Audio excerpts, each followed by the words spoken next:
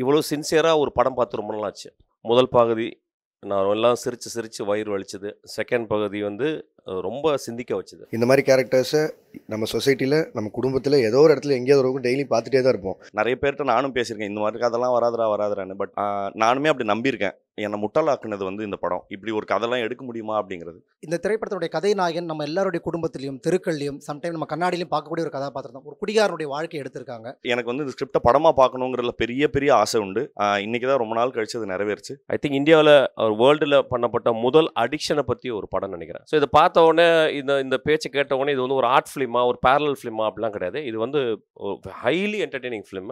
And நம்மளை வந்து ஒரு அப்புறம் சில படங்கள் தான் சிந்திக்க வைக்கும், நம்ம இதயத்தை மூவ் பண்ணும். இந்த படம் சிந்திக்கையும் வச்சிருக்கு, இதயத்தை மூவ் பண்ணிருச்சு. குறிப்பாக தமிழில் வந்து ஒரு வகைமை இருக்கு, ஏன்னா அவல நகைச்சுவைன்ற ஒரு வகைமை இருக்கு. இது வந்து ஒரு மனிதனுடைய அவலம் எப்படி ஒரே சமயத்தை நகைச்சுவாகும், அதே நேரத்தில் அந்த அவலத்தை எண்ணி நாம் இயங்குகிற ஒரு தன்மைக்குள்ளே இருக்கும். எங்கள் வீடுகளில் எங்கள் பக்கத்தில் இருக்கிற எங்கள் அண்ணன் தம்பி எல்லாரையுமே கனெக்ட் பண்ணுற ஒரு படமாக, எல்லாருக்கும் பார்க்க வேண்டிய ஒரு படமாக இது வந்துருக்குது. ரஞ்சித் எப்பொழுதுமே சிறந்த படங்களை எடுத்துக்கொண்டே இருப்பான். அவன் வாழ்நாள் முழுவதும் சிறந்த படங்களை எடுப்பான். சிறந்த படங்களை எடுக்கும் இடத்துலாம் அவன் இருக்கிறான். I am very proud of him. கிட்டத்தட்ட ஒரு ஸ்பைக் லீ மாதிரி தான் அவன் இயங்கிக்கிட்டு இருக்கான். இந்த படம் என்னை மிகவும் பாதித்த படம். ஆக்சுவலாக இந்த படம் எடுக்கிறதுக்கு ரொம்ப கரேஜ் வேணும். அப்புறம் இந்த டைரக்டர் வந்து இந்த சொசைட்டி மேலே இருக்க மிகப்பெரிய கம்பேஷனாக இந்த படமாக பார்க்குறேன். கிட்டத்தட்ட எல்லாருமே இந்த படத்தில் நாங்கள் கதாநாயகிகளாகவும் இருக்கிறோம். நாங்கள் இவ்வளோ சின்சியராக ஒரு படம் பார்த்து ரொம்ப நாள் ஆச்சு. ரொம்ப ஈஸ்தட்டிக்கலாக இருந்துச்சு. சினிமா இஸ் ஆல்வேஸ் என்டர்டெய்னிங்காக பார்க்குறாங்க. But I always believe cinema is entertaining art and this is become an entertaining art. முதல் பகுதி நான் எல்லாம் சிரிச்சு சிரிச்சு வயிறு வலிச்சது. செகண்ட் பகுதி வந்து ரொம்ப சிந்திக்க வச்சுது. அடிக்ஷன் அப்படின்றது வந்து எல்லா மனிதருக்குள்ளேயும் ஒரு பெரிய மரம் இருக்குது. அப்படியே அதை நிறைய பேர் மறைச்சி வாழ்ந்துடுறாங்க. சில பேர் மறைக்காமல் அது நம்மளை வந்து ஒரு சாக்கடைக்கு இழுத்துட்டு போயிடுச்சு.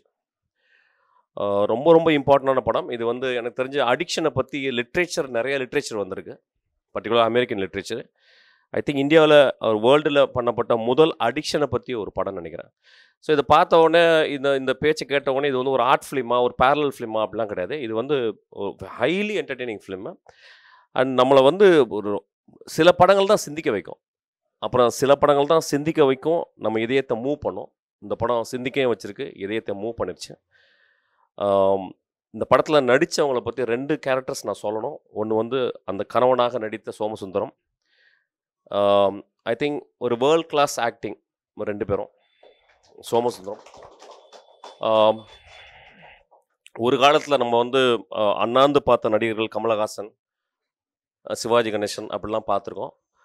ஒரு கல்ட்டு மாதிரி தனியாக இருந்து கொண்டு ஒளிந்து வாழ்ந்து ஒரு நல்ல படங்களை மட்டுமே செய்வேன் அப்படின்று வாழ்ந்து கொண்டு இருக்க ஒரு சமகாலத்தின் ஒரு மிகப்பெரிய கலைஞன் சோமசுந்தரம். அவர் இப்படி கூட சொல்லலாம், அவர் வாழ்ந்த காலத்தில் நம்மளாம் இருக்கிறோன்னு நம்ம we should be very proud of him.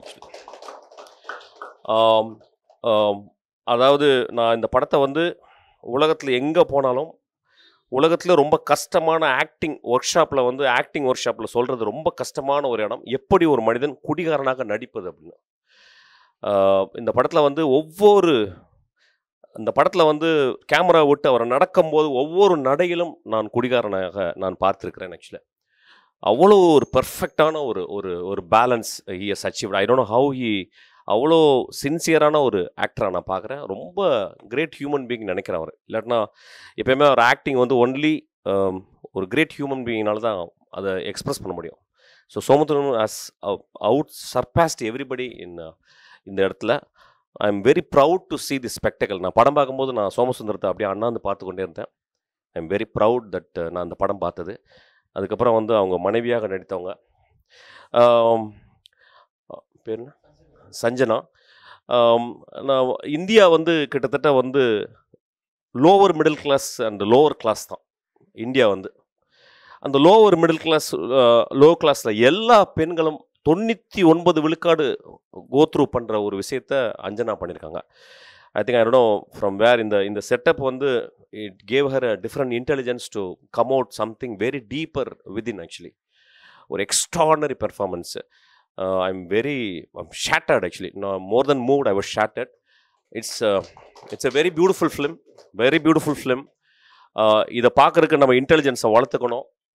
இந்த படம் வந்து I am very happy that ஒரு ஈவினிங் வந்து ஒரு சும்மா என்டர்டெய்னிங்காக போகாமல், ஒரு ஈஸ்தட்டிக்கலாக போகாமல் என்னை ரொம்ப மூவ் பண்ணிருச்சு. So I am very thankful to ரஞ்சித்துக்கு எனக்கு அவன் இதயத்தையும் அவனுடைய அறிவுக்கும் அவனுடைய நெட்டிலாம் நான் முத்தமிடுகிறேன். நிறையா போட்டிருந்தான். ஆக்சுவலாக நம்ம நிறையா டெடிக்கேஷன்லாம் போட்டிருந்தோம். அதில் சிங்கித் ஐத் மேத்தவை பார்த்தேன். ஆக்சுவலாக ஒரு சிங்கிஸ் ஐத் மேத்தவை படித்தவன் மட்டும்தான் இந்த மாதிரி ஒரு படம் எடுக்க முடியும். ஆக்சுவலாக நான்லாம் இன்னைக்கு சினிமா வந்தது, ராம் வந்தது, வெற்றிமாறன் வந்ததெல்லாம் சிங்கிஸ் ஐத் மேத்தவ் தான். நிறைய டாஸ்டாவஸ்கி, டால்ஸ்டாய்னு கதை விட்டுக்கிட்டே இருப்போம். தெரியாத ஒரு பெரிய கிரிசிக் ரைட்டர் அவர். அவன் கிரிக்கெட் ரைட்டரு. அவன் அதுலேயே அவன் வந்து உயர்ந்துட்டான். நிறைய ரொம்ப கரேஜியஸான படம். அதாவது எனக்கு இந்த படத்தினுடைய ரைட்டிங் வந்து ரொம்ப பியூட்டிஃபுல்லாக இருந்துச்சு. அதாவது அவ்வளோ சீக்கிரத்தில் இந்த ரைட்டிங்கில் கை வைக்க முடியாது. ஆக்சுவலாக நிறைய பெரிய டேரக்டர்ஸ்லாம் வந்து கீழே விழுந்து போகிறது வந்து ரைட்டிங் தான். அப்படியே செதுக்கி எழுதியிருக்கான். Little bit I felt little lengthy. I think we can cut it. Actually we can think about cutting. நான் நேராகவே சொல்லிடுறேன்டா, தனியாக சொல்ல மாட்டேன். ஏன்னா ப்ரொட்டாகனிஸ்டுடைய மூமெண்ட் வந்து ஒரு இடத்துல போகும்போதெல்லாம் வந்து it sometimes he likes to speak, first time director always like to preach sometimes. So I think he has to take care of that. Actually I think if he does that little, and it's going to work miracle. அப்புறம் இந்த படம் பண்ணிட்டு இது வந்து ரொம்ப ப்ரௌடான படம் அவனுக்கு லைஃப்பில். I think he's going to do something great films actually. இது ஒரு ஃபர்ஸ்ட் டைம். ரொம்ப நாளைக்கு அப்புறம் ரொம்ப சென்சிபிளான, ரொம்ப ஸ்ட்ராங் ரைட்டிங் அண்ட் கன்விக்ஷனோட ஒரு டேரக்டர் வரான். வெல்கம்டா. Thank you so much. Love you. வணக்கம். ரொம்ப நாள் கழிச்சு ஒரு ஃபீல் குட் படம் வந்து ரொம்ப இம்பேக்ட்ஃபுல்லாக இருந்து இந்த படம் தான் நினைக்கிறேன். நான் எங்கேருந்து ஆரம்பிக்கிறேன்னு தெரில. ஏன்னா எனக்கு இந்த படம் வந்து என் ஃப்ரெண்ட்ஸ் எல்லாம் முன்னாடியே பார்த்துருந்தாங்க, நான் மட்டும் மிஸ் பண்ணியிருந்தேன். ஸோ அதனால தான் இன்றைக்கி இந்த ப்ரீமியர் ஷோ பார்த்தேன். அண்ட் மிஷ்கின் சார் சொன்ன மாதிரி ஒரு படம் வந்து இவ்வளோ தூரம் என்டர்டெய்னிங்காகவும் அதே சமயத்தில் இவ்வளோ தூரம் யோசிக்க வைக்க மாதிரியும் இருக்கிறதுங்கிறது வந்து ரொம்ப கஷ்டம். இப்போது அதுவும் யூஸ்வலாக நம்ம பார்க்குற எந்த படமும் அந்த மாதிரி தாக்கத்தில் இல்லாமல் ஒரு ஃபீல் குட் ஃபிலிம் இவ்வளோ இம்பாக்ட்ஃபுல்லாக இருந்தது எனக்கு இன்றைக்கி தான் பார்த்தேன். அண்ட் செகண்ட் ஹாஃபில் நிறைய இடத்துல மூவ் ஆச்சு. இந்த மாதிரி கேரக்டர்ஸை நம்ம சொசைட்டியில், நம்ம குடும்பத்தில் ஏதோ ஒரு இடத்துல எங்கேயாவது ஒரு டெய்லி பார்த்துட்டே தான் இருப்போம். ஸோ அதனால் எல்லாருமே அது கூடயே கனெக்ட் ஆகி ட்ராவல் ஆன மாதிரியாக இருந்தது. அதுதான் ரொம்ப இம்பாக்ட்ஃபுல்லாக இருந்தது. அது எந்தளவு இம்பாக்ட்ஃபுல்னா, எனக்கு தெரிஞ்சு இப்போது இந்த ஸ்க்ரீனிங்கில் வெளியே வரும்போது ஒரு 3-4 பேர் கண்ணில் தண்ணியோடு பார்த்தேன் இங்கேயே. ஸோ அது வந்து அப்படியே ஜென்ரல் ஆடியன்ஸுக்கு அதே இம்பாக்டை கொடுக்கும்னு நம்புகிறேன். அண்ட் இம்பாக்டை தாண்டி இது சொசைட்டிக்கு இந்த படமும் இந்த டைரக்டரும் ரொம்ப முக்கியமான ஆட்கள்னு நினைக்கிறேன். அண்ட் பர்ஃபார்மன்ஸ் வைஸ் நான் குரு சோமசுந்தரம் சார் வந்து நான் என்னோட ஃபஸ்ட் படத்துலேருந்து ஒர்க் பண்ணணும்னு ஆசைப்பட்டேன். தள்ளி போயிட்டே இருந்தது. அவரது எப்படி ஆரண்ய காண்டமோ இல்லை ஜோக்கரோ அந்த கதாபாத்திரங்கள் கொடுத்த இம்பாக்டை இந்த படமும் கொடுக்குன்னு நினைக்கிறேன். அண்ட் அவங்க மட்டும் இல்லை, in fact Sanjana and John Vijay sir, Maran sir, அவங்க எல்லாருமே அந்த கேரக்டர்ஸை தாண்டி வெளியில் வராமல் இருந்தாங்க. ஸோ நீலம் ப்ரொடக்ஷன்ஸ் என்றைக்குமே நல்ல படங்களை மட்டுமே தந்துட்டு இருக்கு அப்படி. ஸோ அதுக்கு வேண்டிய ரஞ்சித் அண்ணாக்கு மிகப்பெரிய பாராட்டுகள். அண்ட் டைரக்டருக்கு அண்ட் டீம் அண்ட் எல்லாருக்குமே தயவுசெய்து இந்த படத்தை சப்போர்ட் பண்ணி மிகப்பெரிய வெற்றி ஆக்கணுங்கிறது நான் எல்லாருக்கூடையும் ஒரு வேண்டுகோளாக வச்சுக்கிறேன். நன்றி. இப்போ தான் பாட்டில் ராதா ப்ரீமியர் முடிச்சுட்டு வந்தேன். பொதுவாக எனக்கு ஞாபகம், நான் கடைசியாக ஒரு படம் பார்த்து இவ்வளோ எமோஷ்னல் ஆனது எனக்கு ஞாபகம் இல்லை. இது இமோஷ்னல் ஆனதுக்கான நிறைய காரணங்களும் இருக்குது. நான் பார்த்த எனக்கு ரொம்ப நெருக்கமான நிறைய மனிதர்களுடைய முகங்களை, அவங்களோட வாழ்க்கையை வந்து நான் இந்த படத்தில் பார்த்தேன். பொதுவாக இந்த மாதிரி மனிதர்களுடைய எனக்கு தெரிஞ்ச மனிதர்களை நான் தேரில் பார்த்தேன்னு சொல்கிறது நிறைய தடவை நிறைய பேர் சொல்லி கேட்டிருக்கோம். பட் அது எவ்வளோ உண்மையாக சொல்கிறோங்கிறதுல வந்து எவ்வளோ மிகை இருக்குது, அவர் எவ்வளோ உண்மை இருக்குங்கிறது தான். பட் இவ்வளோ ட்ரூத்ஃபுல்லாக ஒரு கதையை சொல்ல முடியுமா? அந்த கதையை சொல்கிறதுக்கு தமிழ் சினிமாவில் தைரியமும் ஸ்பேஸும் இருக்கா அப்படிங்கிறது வந்து ரொம்ப நாளாகவே கேள்வியாக இருந்தது. நிறைய பேர்கிட்ட நானும் பேசியிருக்கேன், இந்த மாதிரி கதைலாம் வராதுரான்னு. பட் நானுமே அப்படி நம்பியிருக்கேன். என்னை முட்டாளாக்குனது வந்து இந்த படம். நான் இப்படி ஒரு கதைலாம் எடுக்க முடியுமா அப்படிங்கிறது. பட் அதுக்கு முதல்ல நீலம் ப்ரொடக்ஷன்ஸ்க்கு வந்து பெரிய பெரிய நன்றி, பாராட்டுக்கள்.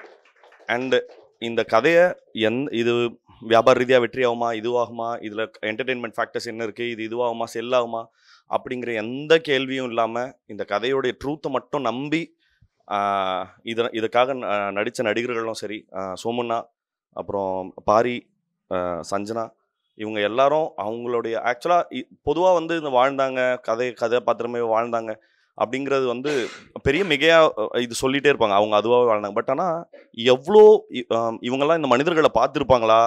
ஏன்னா எனக்கு வந்து ரொம்ப கிளியராக தெரியும் அவங்க எப்படி பிஹேவ் பண்ணுவாங்க. அதனால தான் நான் சொல்கிறேன், இவ்வளோ ட்ரூத்ஃபுல்லாலாம் நடிக்க ரொம்ப கஷ்டம். அதை அவங்க ரொம்ப ரொம்ப எக்ஸலண்ட்டாக பண்ணியிருக்காங்க.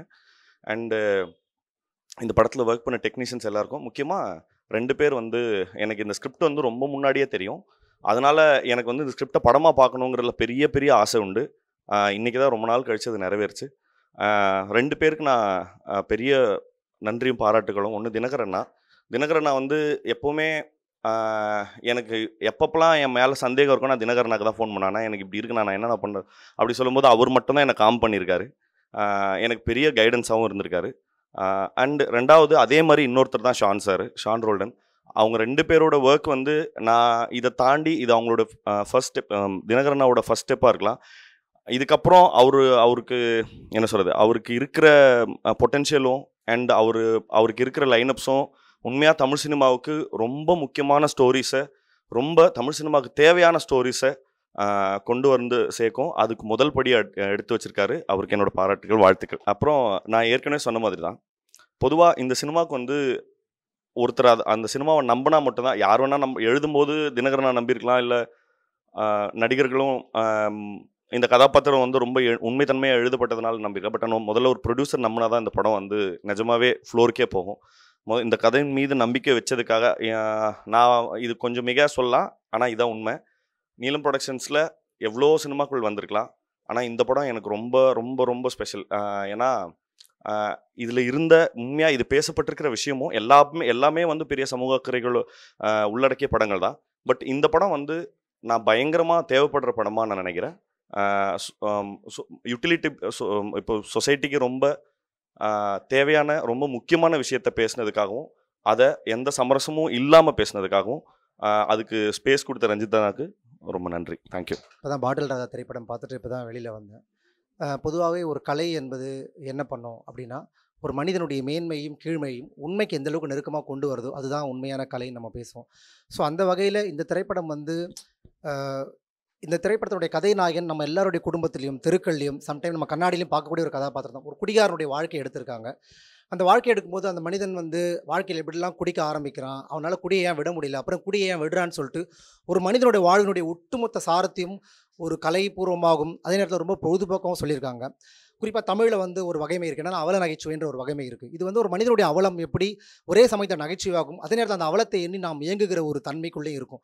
இந்த படத்தை தினகர் வந்து ரொம்ப அழகாக எழுதி ரொம்ப ரொம்ப ஆர்டிஸ்டிக்காக இந்த படத்தை எடுத்திருக்காரு.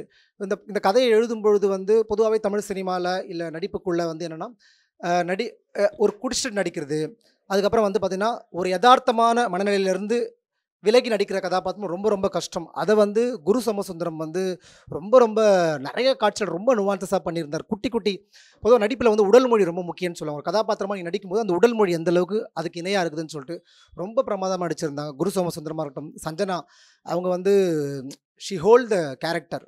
குட்டி சீனை கூட ரொம்ப நல்லா நடிச்சிருந்தாங்க. அப்புறம் பாரியில் அழகன் அவர் ரொம்ப நல்லா நடிச்சிருந்தார். மாறன் அண்ணன் ரொம்ப நல்லா நடிச்சிருந்தார். ஜான் விஜய் அண்ணன்.